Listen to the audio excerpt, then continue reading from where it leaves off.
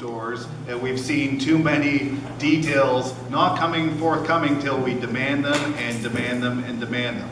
So, for instance, when I was a local government representative, I made sure all meetings, all decisions were done in public. I'm not going to say they're the most well-attended events, but the fact of the matter is, they're right there. People could always know what we were doing, and the minutes were always posted so they could read and find out exactly what was said and considered. That's important. That's important for people to be engaged and be part of the process. Why? Because we work for you. We all have leaders. I mean, David is a leader, I guess that's pretty cool. But we all have leaders, but that we're loyal to, of course, but it's the people who are the boss as far as I'm concerned. This is just a big long job interview for who you want to be your next MLA. It's a long one. It's fun, I guess. And that's why it's important that we do this, so that you can hold your person that you want to vote for to account. Because we do need this. In our system, we need good people in politics, in government, and we need to deal with these type of decisions. And I know you mentioned corruption, and that's a loaded word, but boys, I'm telling you, that's something we need to address. This is New Brunswick, this is Canada. We are not some kind of place where we read about in the news and we shake our head. This is the best country in the world. Let's start acting like it, and that starts right at the government. Thank you very much. Thank you. All right, so we are past out of time, but there are 3 people at the mic. If you're willing to stay, we would allow these people to ask the question, and I guess I ask the same of the candidates if you're willing to stay. But here would be the deal. A 30-second question, a 1-minute response, and we move. Can we do that? Are you okay with that? Okay, 30-second question, you're on. No problem, I've had lots of time to think about it. And if you are, excuse me one moment, if you are leaving, thank you very much for coming. It's really grand to see so many people caring about this election coming up. And don't forget the donation bucket at the back. Okay, go ahead, 30 seconds. Okay, my name is Oliver Robert. I live in the downtown, but I'm also the candidate for the NDP in Fredericton, West And my question is with regards to school curriculum. I'm wondering, specifically with regards to sex ed and the issues of consent and LGBTQ issues, what are your parties looking at doing to make sure that our youth are getting educated about the real world, unlike what we have right now? Great. I think, David, you're first this time. Thanks for that question. It's interesting that you ask it because during the Liberals' plan to develop the 10-year education plan, I did a lot of consultations in the Fredericton South, and the consultations with the students, both at high school and first-year university, who just come out of high school, emphasized the fact that sex education in the schools was outdated, inadequate, and not very helpful at all. And so my youth roundtable, which I established when I got elected, and it's met every month since, I first worked on mental health, youth mental health. But in the last year, it's identified the need to update and improve sex education in the schools as a priority. They want to see the roundtable and myself take on to try and address that exact issue. So hopefully if I'm re-elected, then we will continue to work on that and see if we can't get those changes made. Thank you, David. Susan. Well, I've had conversations with people who are advocating very much for improving our sex health curriculum, and they've given me pretty clear instructions on what we need to do. One is we need better training for educators. So right now educators can optionally take a small piece of content and then decide whether they even want to deliver that to their classroom. So we have to make sure that it's mandatory that teachers deliver this, and then we have to train them so that they can deliver it appropriately. Because right now we have one woman who travels school to school to school and does a teeny little piece with students and isn't reaching everybody. So we have to provide the training to the teachers, make sure that they can cover this content, and then we have to make sure that they don't have the option to do it or not to do it. And so that can happen through our education system and how we support both teacher training and then curriculum outcomes. Thank you. Nice and succinct. Great. Bonnie. Okay, I just think that the entire school curriculum needs to be overhauled. The sex education in school needs to focus on inclusion and consistency. Everything's all over the place right now, what I'm seeing from my grandchildren. One teacher in kindergarten is like study for an hour and a half, the next grade one it's like no homework. But everything needs to focus on inclusion, and we do need an overhaul of our education, and we do need the teachers taught what that means. Thank you. Scott? Yeah, thanks, Oliver. Certainly, I remember sex ed being outdated when I did it in high school, and I can imagine that was a few years ago. It's probably a little worse for where now. Last thing we want, though, is politicians making up the curriculum for sexual education. Hello. This needs to come from our DECs, the Department of Education Councils, our teachers, and from the experts in this field to make sure that we have fact-based evidence and we have the best results and are providing the best service so that our students are coming best prepared for life and reality. Thank you. Thank you. Chris? Thanks for the question. Certainly our platform has a commitment to revamping the sex education curriculum in our schools. We have other policy planks as well. For instance, ending the requirement of educational institutions to have gendered bathrooms. And you know what, it's super important, you know, politicians do have a role to play in crafting these curriculums. We need leaders, we need diverse voices of politicians. I'm proud to be running in an NDP slate that is 50% women, that has queer candidates, that has trans candidates. And I also respectfully ask David, why the words LGBT don't appear in the Green Party platform. I'm not saying he's homophobic. Let's stick to what you're going to do, please. He does represent one of the queerest ridings in this province. Let's talk about the NDP, please. Thank you. For a lawyer, you should know better. Yeah. Okay. Next question, please. That was a tough one. I would ask that we be respectful at the very end. We've been doing great. Let's go. Okay. My name is Dan Gleason. I live in walking distance from this building. I was reading the Gleaner yesterday, and I was amazed at the numbers in here. In the last decade, the deficit spending was $3.5 billion. The total debt for the province is up to $14 billion. And I'm wondering, does that really mean anything? Are these just big numbers? Oh, wait a minute. Maybe we have to pay interest on this money. Or do we actually pay interest? Does anybody know how much we pay in interest every year? Does that payment take away money from other programs for people? Does it really matter? Are we just going to pass this on to the next generation? You'll need to state your question, sir. That's it. What are we going to do? I asked lots of questions already. Maybe you didn't hear them. Do you want me to repeat them? No. Okay. Of the candidates, what is your question? Give them one question to answer. What is how much is the amount that we pay, if we pay anything, in interest on $14 billion, and what effect would that payment have on programs that the government is already responsible for?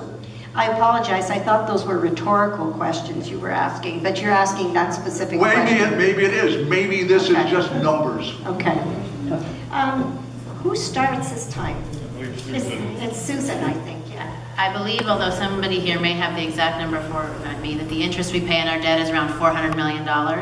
And that's the interest, $400 million per year. Okay, thank you. 600? 700 million interest is it? Yeah. $700 million per year on interest. Thank you. Well, thanks to the gentleman in the back, because I think this year our interest rate, we got a funky thing, so it came in differently from how we expected it. But there was a second question that he had asked. What effect does that have on programs if that money, $700 million a year, is going for interest Does that have any effect, or we just build up the debt year after year? Well, it has considerable effect, obviously. If we weren't spending $700 million on interest, I think about the interest that I'm spending on the debt that I have, and how would I spend that differently? Who knows? I'd maybe invested in learning something new. So it absolutely has an effect. And so there's a need to have a clear plan and a path towards reaching a balanced budget and then actually reducing our debt. And we have to do that in a planned way. So we can't take all of the money that we take in $8 billion a year. We could take that $8 billion and pay off the debt in 2 years if we did nothing. If we paid no teacher or paid no physician or didn't spend a dime, it would still take us 2 years to pay off of our debt. Clearly that's not a realistic solution. We have to find a way to still keep our kids getting educated here and our sick getting healthcare delivery and investing in the things that are going to help modernize New Brunswick for the future so that we can handle what is unpredictable. We need a really balanced and thoughtful approach so that we don't pay off all of our debt, reduce our deficit to zero, pay our debt while mortgaging our kids' future. We have to, I, as a mother of 3 kids who are all going into the primary education system, I want to make sure that my 3 little girls are getting the best education possible here. So I don't want to see us ratchet up our debt payments down as fast as possible at the expense of my kids' education. And neither do I want to, sorry. Thank you. Okay, Bonnie. 1 minute. 1 minute. Okay. The debt is out of control, obviously. I think that we need to look at programs like having Vitality and Horizon Health. We can save $20 million a year just by having one program there. We don't need to have 2 administrations, all of 2. We don't need to have duality with school bus systems. There's millions of dollars to save there. We need to think, not cutting education or anything like that, we need to think about what are we wasting our money on. We need to start saying no to some programs. And we need to start putting people first and never get this debt paid off. I mean, if we ran our houses like this, we'd all be living on the street. Thank you. Okay, Scott. It's a little bit of deja vu because I remember making some of these same points at the start of tonight's session, so maybe we've come full circle. Obviously, this is a concern, the debt, and you hear the confusion about it, and even the levels of it shows that this problem is not being taken seriously. Well, let me tell you, I want to change that, and with your support, I think we can. Because the fact of the matter is, right now, interest rates that we're paying, just the interest alone, is more than what we're paying on secondary education, labor, and training. If the interest rate goes up 1 point, we'll be paying more on interest rates than we do on the Department of Education. It will be the 2nd biggest item on the provincial budget, servicing a debt. So obviously we need to get a grip of spending. It doesn't mean cutting anything. There's enough money in the system we can provide good services if it's managed properly. But we need to get a grip of spending. We need to get control of deficit and start putting downward pressure on that debt, because if those interest rates go up, we are going to be in a world of hurt in terms of finances here in New Brunswick, and we can't let that happen. Perfect. Thank you, Chris. I completely agree. We need to get on top of the deficit, and we need to get on top of the deficit while the sun is shining. Because I'll be very clear, an NDP government will never implement austerity in a time of economic decline, because that has a drastically negative effect on the economy when the GDP is not growing and then the government starts cutting spending.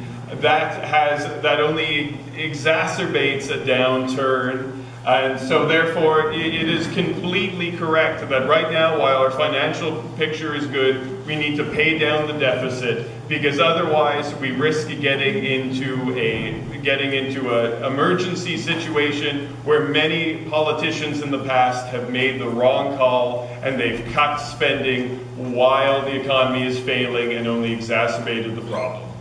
Thank you, Chris. David. Well, the amount of interest we pay on the debt is about equal to the budget of the Department of Transportation and Infrastructure, to kind of put some, comparator to it.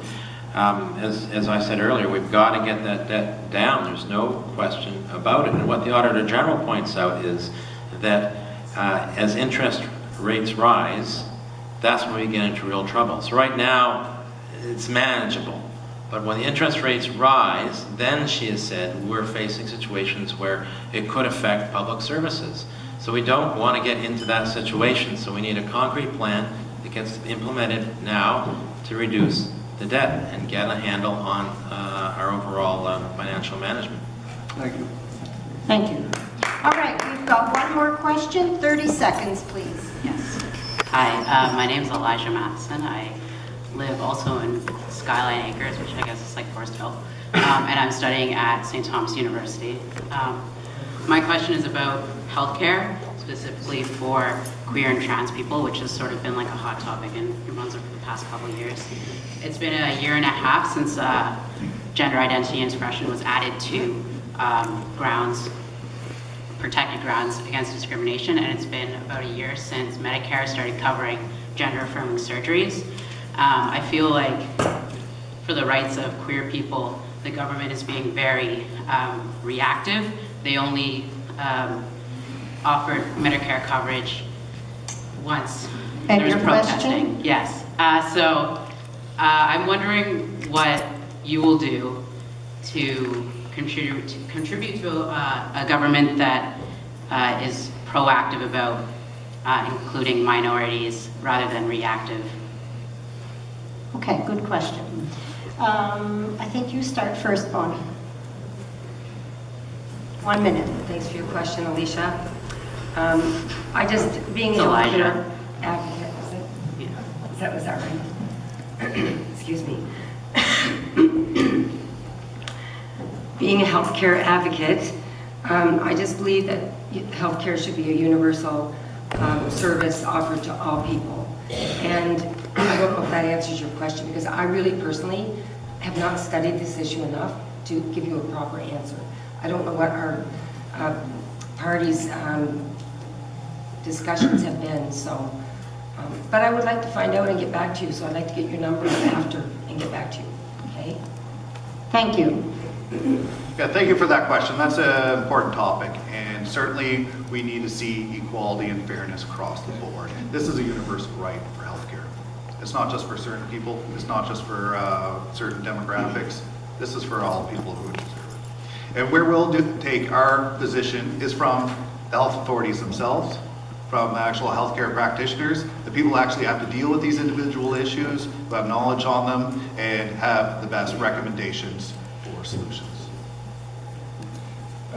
The NDP platform has a specific commitment to expand the funding and the breadth for surgeries, gender-confirming surgeries for trans people. There's many aspects of hair removal and facial feminization that are very important for the psychological well-being of trans people, as well as their safety in the community. And we've made a specific commitment to make those more accessible. We've also made a commitment for public funding for Clinic 554. Clinic 554 is the only clinic providing specialized services to trans people in New Brunswick and PEI, as well as being the local place where abortions are performed. And the Clinic 554 asked to be taken into the health authority, and they were refused. And so that's why our party is running and providing the clinic with public funding. Thank you. David. So our government will be an affirming government. That's the first step. The Premier and Cabinet and MLAs need to be role models that way.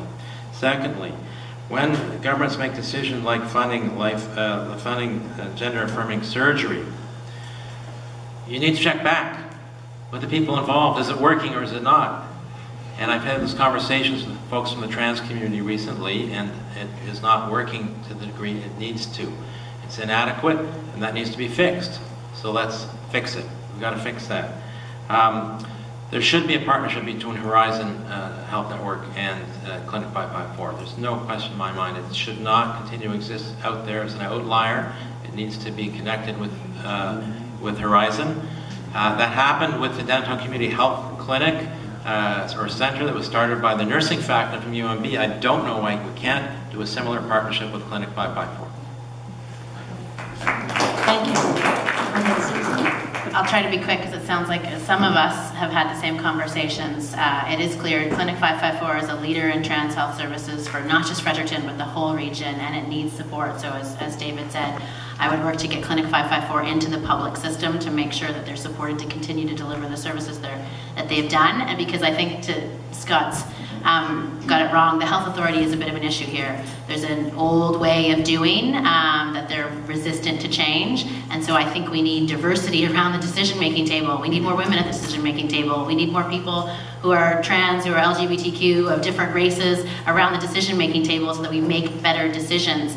And that includes continuing to support Clinic 554, taking things like the step towards gender-affirming surgeries, funding those, taking them further, making that better. That's one thing that the Liberal Party has started to do that I'm excited about, is when a policy comes out and you see a need to improve it, you tweak it, and then you get feedback that you can improve it again, and you tweak it again, and we get into this agile system that takes feedback and really responds. So I think we need some new politicians with diverse backgrounds to make that happen. Thank you very much, and thank you for your question. So we are, what, half an hour past when we promised we would let you go. Once again, I mean, you're real troopers to hang in there like that, but thank you ever so much for coming tonight. It's made all of us who have worked to make this happen feel pretty good. And just to reiterate, all joking aside, we really do have to sell muffins and things to make these things happen. So if you can, just drop something in that donation box to help defray the cost of this, we would appreciate it. And otherwise, happy voting. You're here. Oh, they're supposed to have closing remarks. I forgot about you guys. You, all right,